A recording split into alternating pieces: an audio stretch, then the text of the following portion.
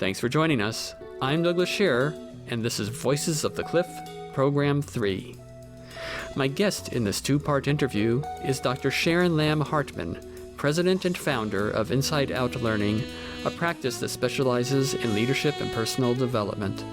The leader himself or herself has to be at a stage where they are doing this for a larger purpose, not to look good. It's not so much about their own self-interest. It's about, let's really do what we said we're going to do. Let's really be of service in the greatest way. So I feel that is a critical component for a team to go through this is the leader there himself or herself. For more than 20 years, Sharon has coached hundreds of executives through her model of Inside Out Learning at a long list of Fortune 100 corporations. In addition to her coaching practice, she is also an adjunct professor at Columbia University's Organizational Leadership Program and has received awards from the Academy of Human Resource Development and the Center for Creative Leadership. Sharon has been recognized for her transformative work with individuals in Oprah's O magazine and TV news. She has now expanded her work to include team transformation, and we welcome the opportunity to discuss that work with her. Welcome, Sharon. Hi, Douglas. It's so good to be here. Thanks for having me. Sharon, let's start by getting a base of understanding of the work you've done with individuals, and that's the work that the team coaching stems from as well. What are the goals of Inside Out Learning, and what shape do those coaching sessions take? Sure.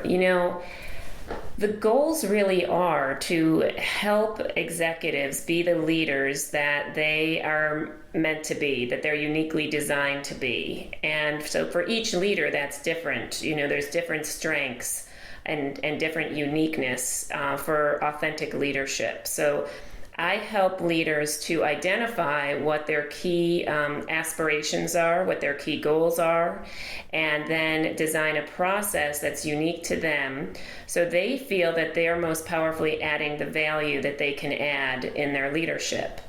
And it often requires transformative learning, which I know is also a passion of yours, because sometimes leaders see themselves not as others see them, and it can really shake up their world a bit when there is a disorienting dilemma that I call it, what Mesereau calls a disorienting dilemma in the workplace when they get a 360 report, for instance. We often will start a coaching relationship with a 360 report, and they say, wow, this isn't the way that I see myself, and it can provide that disorienting dilemma to really have an impetus to change.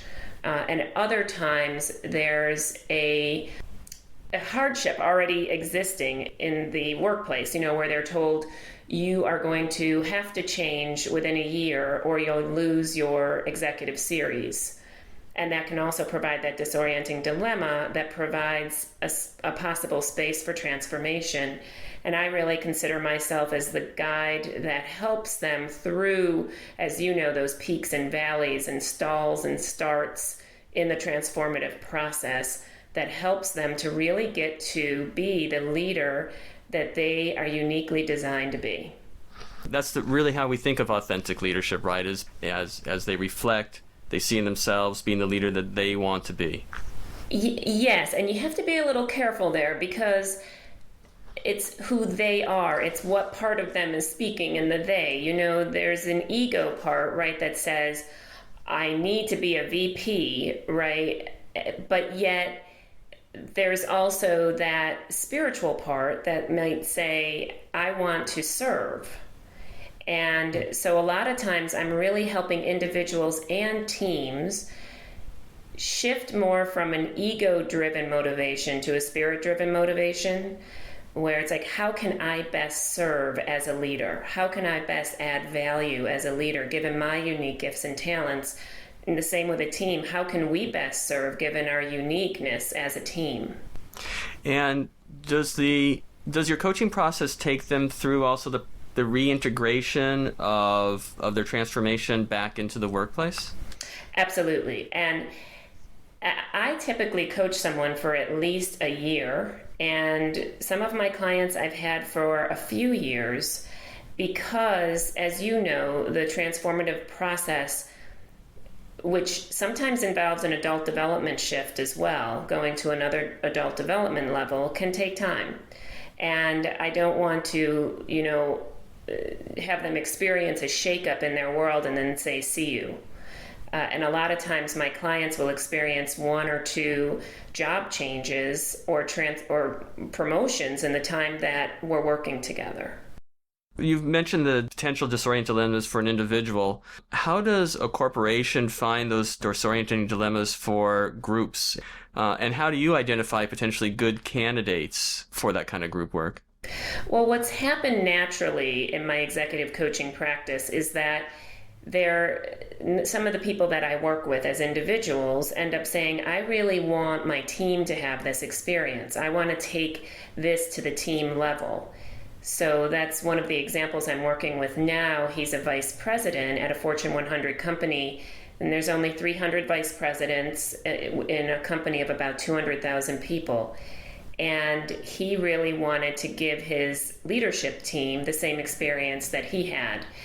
So what we did is we did a high-performing team survey where the leadership team filled out the survey. And I also did a 360 in the organization to find out from key people in the organization, key stakeholders, key change agents, how they are viewing the leadership team and how they're viewing the organization. What are the key helpers that they're experiencing? What are the key barriers? And what would they like to see different? And then we reported the results of those surveys and the 360 back to the team. And the team said, wow, we don't want to be perceived this way, and we're not having the results we really want to have.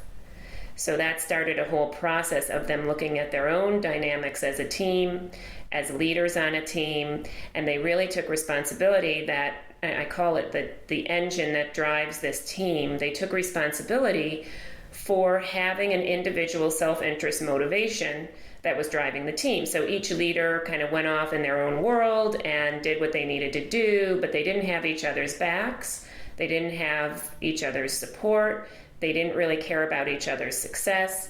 And this was a team that was in charge of integrating organizations. So if they're not integrated, how can they be a team that's in charge of integration? So they decided, we don't want to do that anymore. We don't like the way we're perceived. We want to be perceived differently. We want to be different. And I provided a safe space for them to tell the truth about how they were really feeling and thinking about the team. And through that open and honest dialogue and discourse, then they were able to say, let's try something new. We really want to be a team that has each other's backs. We want a team engine that's really about having each other's backs, that's about caring about one another's success and being trustworthy and valuable team members. So they decided to replace the engine. And now they have maintenance checks that we call in the organization where they are looking once a month. We have a 1 day or a half day at least session for the team to continue to build this engine and to build the foundation from which to operate in this new meaning perspective. And then they also meet every other week just to do check-ins to say, hey, am I up the ladder of inference? Am I assuming something about a team member that I need to clear up so that I can really operate from this new meaning perspective instead of the old one? Because what they'll notice is when someone triggers them and they go up that ladder and assume something and they don't clear it up, then they tend to go back to the old meaning perspective. So they are taking conscious action to keep the energy clear between team members. It's only an hour that they meet every other week to really take the time to do that.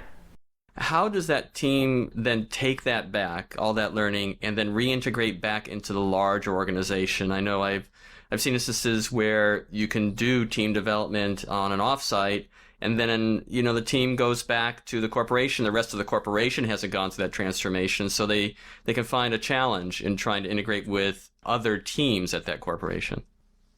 Absolutely. They're really in charge of a large change effort, a culture change effort at the company. And what they're doing is there's a core team of 8 of them that I'm working with, and they are the key leaders in the culture change. And then, so they've made a dedicated commitment that for 1 year, they're going to meet 1 day or a half day a month, and then every other week for at least an hour to continue to integrate this transformation into their way of being.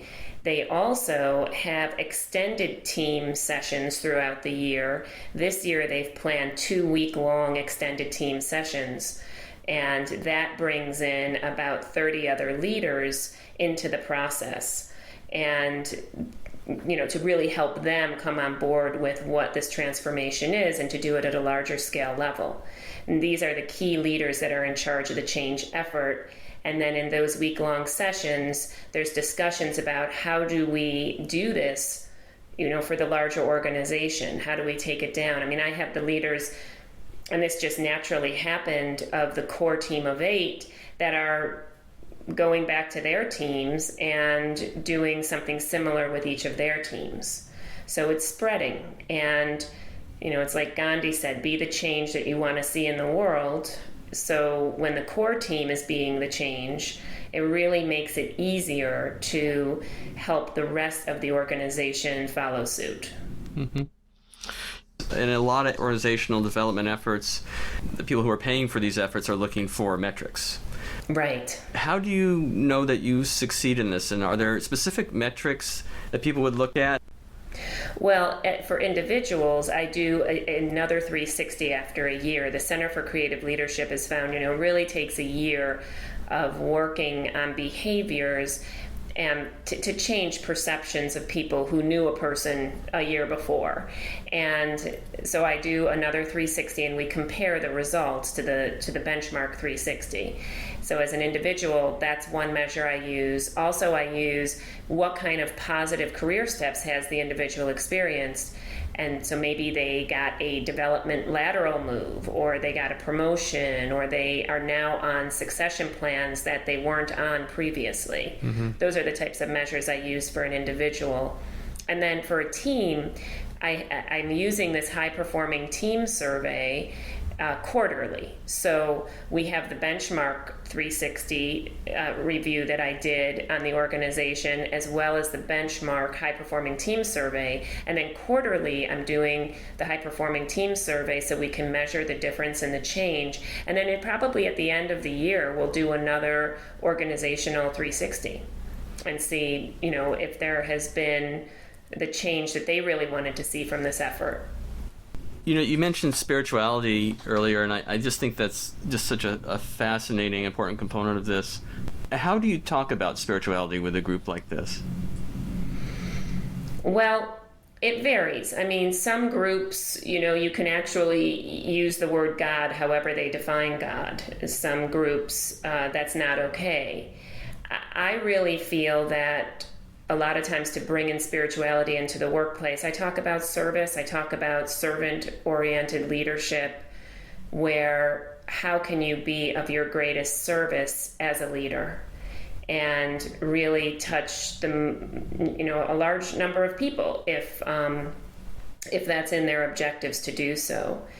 And so we'll come at it from a service-oriented perspective, or having each other's backs, or caring about each other's success, or being trustworthy and valuable team members. We'll come at it that way. So, the meaning perspective that was operating this team before the intervention was more from an ego standpoint of self-interest and power and control, and who had the control. And then now it's more of a we care about each other. I've got your back. And it's a beautiful transformation to witness. And I know that you're working, or you might have your book out on finding and developing your passion. Does it integrate well with the spirituality piece that you talked about? Can you have that passion at the group level? Absolutely. As a individual, I help people to connect with what I call their leadership purpose. And that's really, it's a 10-question exercise that really helps them to answer questions that, and then put it into a statement that really helps them to define, hey, this is who I am as a leader. And then at the group level, I actually had this team do that as well. And, to really say, who are we as a team? What's the most powerful way that we're adding value given our most unique talents and gifts? So we took that to a team level. Mm-hmm. And they now have a definition of that. And not only do they have a definition of it, they're putting their vision to a video so that they can really feel it and also help the organization feel their vision. The image I get is that the passion becomes the mission statement. Yes, it's a little like that, but it kind of even goes beyond a mission statement. It's really who they are as a team, as a unit, and who they're becoming, and it's about being the change they want to see. So it even takes it, I think, a little less task-oriented than a mission statement, but really asking, what are our unique gifts and talents? And, what do we really want? What's the one thing that we really want to make sure we change as a team? And what would that look like? And what would we be seeing that's different? And what would we be tasting that's different even? What would we be experiencing that's different? How would we know when we're successful? It kind of sets up some success criteria as well for if they're being that and becoming that, how would they know that? You can find Sharon's contact information along with additional links about her work at our website, voicesofthecliff.com, where you can listen to part 2 of this interview, as well leave comments and learn more about the composer of the theme music, Brad Rebuchin. I'm Douglas Scherer, and I welcome you to listen to the next edition of Voices of the Cliff, which will be available next month.